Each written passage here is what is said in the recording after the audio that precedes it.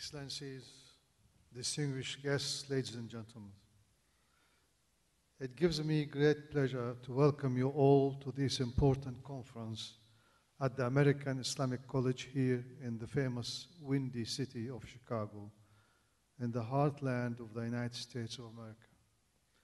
I would like to especially welcome our distinguished guests, including President Obama's special envoy to the OIC, Mr. Rashad Hussain, Illinois Congresswoman John Schakowsky, members of the Illinois State Legislature,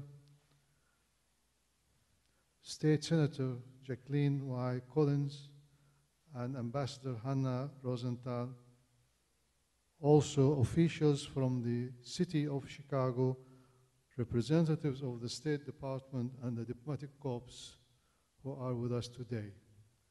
And warm welcome to the distinguished scholars from academic institutions from across the country.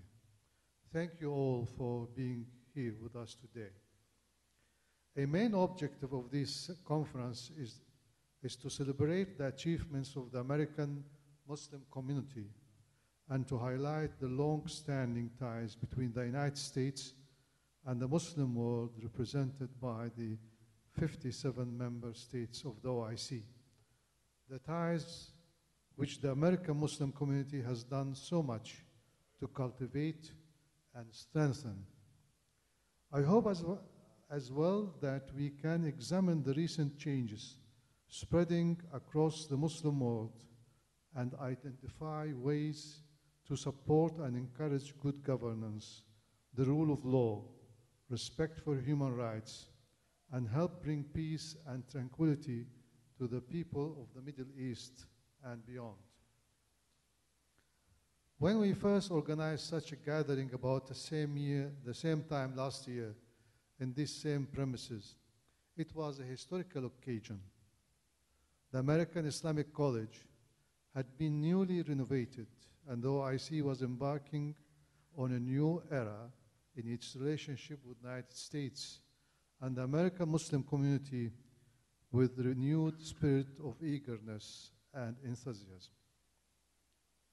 During the past year, the OIC, in keeping with 10-year program of action adopted in 2005 in the Mecca Summit, has been promoting principles of good governance and human rights across the Muslim world and worked to address the increasing number of challenges facing member states and Muslim minority communities in the political, social, and economic fields. Perhaps most importantly, the OIC has revised its charter, instituted a reform process, changed its name to the Organization for Islamic Cooperation, as well as its institutional logo to more accurately reflect its new mission and vision. Strengthened and inspired by the vision and lofty objectives of the new charter and the 10-year program of action, we have managed to elevate the profile of OIC with greater visibility at the international level and have made this organization a more active and indispensable actor among international institutions. As a result, the OIC has enjoyed extremely productive and fruitful cooperation with the administration and officials in the United States across a range of issues, where Mr. Shahid Hussain has kindly alluded to some. The extent of those relationships and the importance that Washington has given to the OIC was symbolized in historic meeting with the United States President just a few months ago. For the first time, an American president officially received an OIC Secretary General in the White House. During the White House meeting, President Obama expressed to me his appreciation to the successful cooperation and engagement between the United States and OIC, particularly those projects which helped people on the ground, such as those that promote mother and child health and to work to eradicate polio and other preventable diseases. The President was also very appreciative of the OIC increasing involvement in solving a number of political crises facing the international community, and praised the close cooperation that had been formed with the State Department and Secretary Clinton. I was also able to visit Capitol Hill to meet with congressmen and their staff and brief them about the work of OIC and its mission and vision. This was a positive first step to making legislators in America more aware of OIC and its role in the international arena.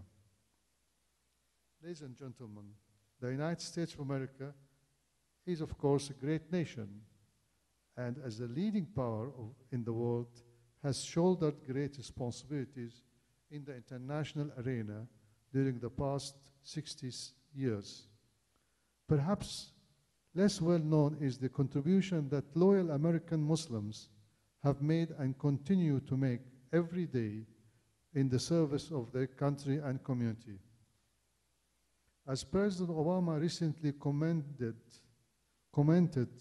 during the iftar reception at the White House last month, and I quote the President, "Islam has always been part of our American family, and Muslim Americans have long contributed to the strength and the character of our country in all walks of life." End of quote.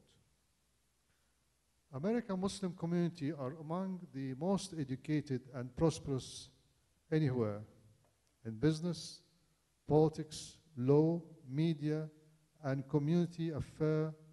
Muslims have shown their commitment to family values, community spirit, and served as positive role models for all Americans. Now that a decade has passed since the terrible crime of September 11, 2001, American Muslims have an even more important role to lead the way by active participation in positive political movements and creation of a just, peaceful, and righteous society. Several individuals reveal positive signs of developments and engender hope for a better and more promising future for the American Muslim community. This community has been blessed with the countless individuals who have been able to rise to respectable positions in the society and have in the process succeeded in pulling others along with them. I would like to emphasize here that what happened on 9/11 was extremely evil and criminal.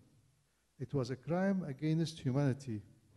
We all felt the pain and loss in our hearts.